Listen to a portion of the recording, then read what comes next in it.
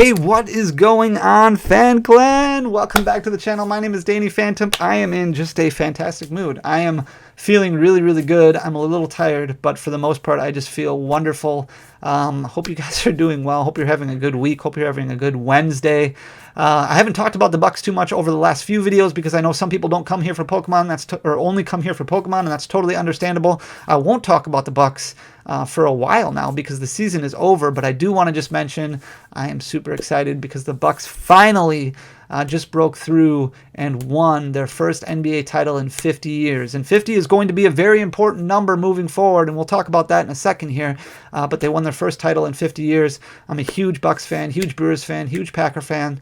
I've seen the Packers win a couple Super Bowls and be there a few times. I've never seen the Brewers make it to the World Series. I've never seen the Bucks make it to the NBA Finals. So to finally see that all come to fruition and just kind of culminate into a title last night, it was just an amazing feeling. So congrats to them. Giannis went off and scored 50 points. First title in 50 years. It's a really, really big deal. And like I said, 50 is going to be a number that we're shooting for because we are currently shooting for 50,000 subscribers. And my goal is to get there by August 27th, which is the release of Evolving Skies. And the reason behind doing that is because we're going to celebrate the Bucks' first win in 50 years for an NBA final. We're going to celebrate Giannis going off for 50 points, and hopefully we'll celebrate hitting 50,000 subscribers. We're going to give away 50 Evolving Skies Elite Trainer boxes. So there's going to be 50 different winners. I got to figure out all the details and how it's all going to work out, but I want to give back to the community. I know those ETBs are getting a little pricey, and I know I've talked to you guys about making sure you don't spend too much on them or don't overbuy them because they are going to be released in a few different waves. But I do want to give some of them away, so we're going to give 50 of them away to celebrate all these numbers of 50. So I'll figure out all the details and keep you guys posted on all of that, but make sure you are subscribed to the channel down below because once we hit that 50,000 mark, we're gonna launch the contest. It's going to be a lot of fun. With that being said, I do want to talk to you guys a little bit about the Marnie collection boxes again. I want to talk to you about celebrations, updates, and then I want to talk to you about kind of the market in general and what we're trying to do moving forward and what we're trying to look at. First of all, to start off with the Marnie collection, we talked about these a little bit on the last video and how ridiculous the pricing is getting for a lot of these. It's just a very, very popular product, and it seems like it's going to be very limited. And I have made some phone calls trying to figure out how limited this product is and if it's really worth the point of spending $90, $100, 2 times MSRP, almost 3 times MSRP at some points, because these are supposed to be selling for about $40. And I think the bottom of the line is that you need to kind of analyze what you want out of this collection piece. Is this something where you are like, hey, this is going to be a very limited product, I want to keep this sealed on my shelf for the long haul because I think it's such a cool collection piece?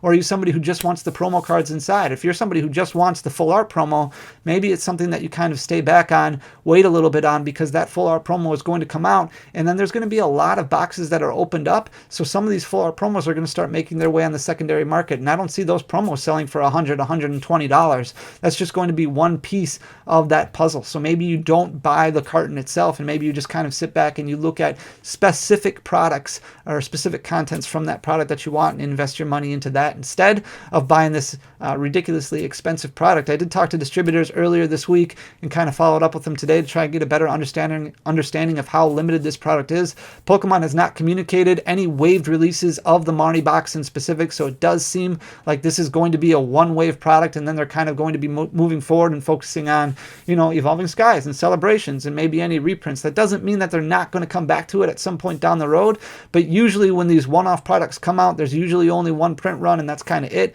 I'm hoping, because Pokemon has done such a good job over the past few months now of making sure that they supply these marketing companies with additional product and extra products. So you see some of these hangers in the wild, and you see 3-pack blisters in the wild. Part of that is because Pokemon is doing a great job of printing these products that a lot of people are going to the big box stores to find. I'm hoping that means that they've done a good job of printing this Marnie box and providing some of these big box retailers with additional supply of it rather than it being as limited as what it seems. We got allocations for this product all the way back in May already, so we've known how many we're getting for a couple months now, which is usually a little strange because usually you get allocations about a month to a month and a couple weeks before the release of an item. So we got this allocations for this a couple months, a little over 2 months in advance, which is really strange, but that kind of gives me the idea that, hey, this product is limited. They already knew how much they were printing of it. They printed a certain amount, but that doesn't necessarily mean that you should be going out and spending 2 to 3 times MSRP for an item. Definitely break it down and pay attention to when it comes out, which is going to be August 6th, and looking around and seeing if you can find one for yourself to open or keep for your sealed collection or something like that. Don't get caught up in the FOMO and pay, 2 to 3 times what MSRP is unless it's really, really that important to you. And some people it might be that important to. Shifting gears and talking about celebrations a little bit, we did see some leaks of the Greninja Gold Star now, which I will put right up there. So this got released. We can see it on PokeBeach. If you go over to PokeBeach.com, they have a leak of it. Basically, there was a toy conference or something like that where there was a Zoom call. It was a virtual session. This actually got recorded, and there were some leaks on YouTube of this virtual phone call going on where they talk about the different products, and she actually shows some of the products during the conference call, but she shows the Greninja Gold Star in specific. It does have that 25th logo stamp on it, and it does look like this is confirmed now to be in all of the ETBs, which is super, super cool. But then she also showed the actual box for the Dark Sylveon, the actual box for the Lance's Charizard V. She showed the metal lunchbox that they're going to be coming out with all these products. There's just a lot of products that are coming out for Celebration, and it does seem like distributors are starting to work on allocations already right now. So I have seen some people jump the gun and put up ridiculous pricing for some of these products. Most people should not have allocations yet, but that doesn't mean that they're not going to be getting them soon. So now's the time where you want to start paying attention, looking at pre-order pricing and seeing where your money is best spent, because I do think that this product is going to be widely available for quite some time. I think it's going to be a lot like what we saw with Shining Fates, and then also some of the Champions Fates ancillary products, like what we saw with the Hatterene and the Double Wall boxes, where there was a lot of stuff available for quite some time. I think that's going to be the same kind of thing with Celebrations, where you're going to see a lot of Dark Sylveon boxes that are going to be out and available for quite a while. You're going to see a lot of Lance's Charizard V boxes available. You're going to see a lot of Dragapult Prime boxes available. I think it's going to be like Shining Fates, where a lot of people are out there kind of hunting right away on opening day, opening weekend, buying up a lot of the inventory. And there probably will be, unfortunately, some situations where people are trying to dump this product for 2 or 3 times MSRP on the secondary market. Don't buy into the FOMO right away, because I do think that this is going to be widely available for quite some time. We saw it with Generations. Demand was nowhere near what it is now, and I understand that, but Generations, those ETBs were available in the wild for a year and a half, where they were even dropping Black Friday specials a year and a half after release of Generations ETBs just to get rid of some of them. And even some of those premium collections, those ultra premium collections that they had for Generations with the Mew and Mewtwo promo, those were even on sale a year and a half after the release. So definitely don't get caught up in the FOMO, and I understand these are going to be products that a lot of people are going to want, but I think Pokemon has done a very good job recently of printing to meet demand, and I think they're going to continue that, especially their 25th anniversary set. I think they're going to want to do a really good job of making sure that everybody has this availability. I think that might mean that they start focusing a lot more on these marketing companies like Excel and like MJ Holdings to make sure that these big box retailers have them. And we do know that they're going to be coming out in multiple waves. There's going to be 3 waves of every single Celebrations product. So that means that you're going to have availability and options of getting these into Christmas and probably into early next year already, where these are just coming out, every couple weeks, every week. There's just more and more circulating in the store. So definitely don't get caught up. If you did with Shining Fates, definitely be patient. I know there's a lot of product that you probably want to open and a lot of product that you want to get maybe for your sealed collection, but pick and choose. Maybe look at pre-orders. They should start coming out now within the next week or two, now that distributors are finally working on allocations. We're still a couple months away from it. I mean, the first set doesn't drop until beginning of October. We still have Evolving Skies, but definitely if you have an LGS that you work with regularly, that you trust and you like, or if you have an eBay seller or an Amazon seller or a storefront that you like working with on a regular basis, they should start getting numbers within the next week or 2 weeks, depending on their distribution company. So very, very exciting stuff there. And finally, I do want to talk about what I guess would be considered the new normal, right? Where we are right now with Pokemon. And it's kind of a catch-22 situation, because it's great to see booster boxes coming down in price, and it's great to see availability, and these wave releases can be a good thing and they can be a bad thing for a lot of different people, but it's nice to see some product at least starting to become available. And I do think a lot of people have left the game, and unfortunately I think a lot of good people, good community people left the game out of frustration, but I also think a lot of people left the game that were trying to make money off of it and trying to look at it as an opportunity. And I don't think there's anything wrong with getting into a business and trying to make money, but I do think that there's stuff wrong with going out trying to buy up all this product, limiting it from everybody else getting their hands on it, and then going around, basically retail arbitrage, where you're trying to buy up every product, buy out storefronts, and then sell them on the open market for 2 or 3 times MSRP. I'm not a huge fan of doing that. So seeing some of this become more available in stores and seeing more people being able to open product and just appreciate whatever the reason is that they're getting in the business, this is going to continue to shift the market. And while I don't want to go back to the point where you see $90, $95 booster boxes, because I don't think that's healthy for a storefront, we really want to start focusing on how we can continue to keep the doors open and keep the shop stable while not having those higher margins on sealed product. And that's kind of the thing. There's been a lot of successful storefronts and a lot of successful brick and mortar stores and online stores that have been able to make this work, this a living for a long time prior to this giant boom that we had.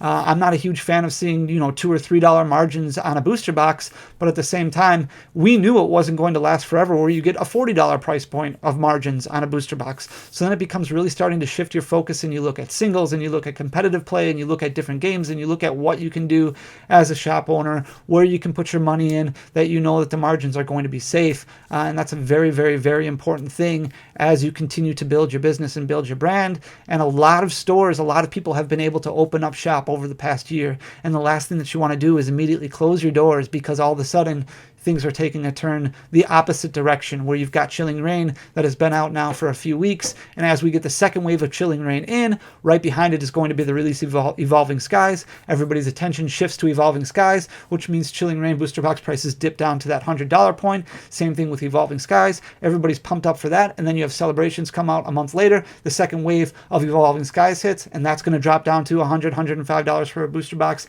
And it's just this cycle of, your margins just kind of getting destroyed. And then all of a sudden people are like, well, why am I sitting on all this extra Battle Styles, Chilling Reign, Evolving Skies? I don't want to sell them for $90 a booster box and then lose money on every single sale. What can you do as a business owner? What can you do as somebody who has an online storefront to try and make up for those margins? It's going to be a very, very important thing to know moving forward, because there's a lot of places that have opened up over the past year that may not have had the experience of trying to make this work, for years prior to this big boom that we've had in Pokemon. So I kind of want to continue shifting the focus and watching the market shift, and what we can do as a community, or what we can do as business owners, or whatever we can do to make sure that we can keep things going and keep things afloat, to kind of keep growing our collection or growing our business or growing our brand.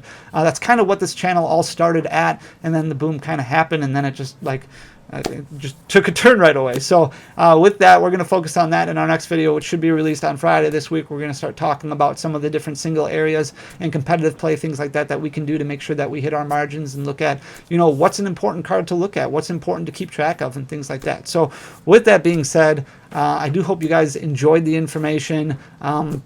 Try to get out to you as much as I can, just because I know there's a lot of faulty information out there, and the last thing I want you guys to do is get overhyped with Evolving Skies ETBs because you think there's not going to be enough available. I mean, we're going to give some away, and then you're also going to have multiple waves if you can't get your hands on any of them at a decent price right now. Same thing with, I think, a lot of Celebrations product. I think a lot of Evolving Skies product is just paying attention and not paying attention to what we learned in the past already, kind of focusing on what we expect the future to look like from a Pokemon printing aspect, printing to meet demand instead of not being able to do that, which they weren't able to do for a long time due to the ongoing increase in demand and the lack of supply due to the pandemic, unfortunately. But now, as we move forward, a lot of that stuff is starting to get resolved, starting to get fixed, starting to get figured out. And with people kind of jumping ship and dropping the game, hopefully it continues to improve and we see bigger and better things. So with that being said, I really appreciate you guys very, very much for taking the time to even watch the video.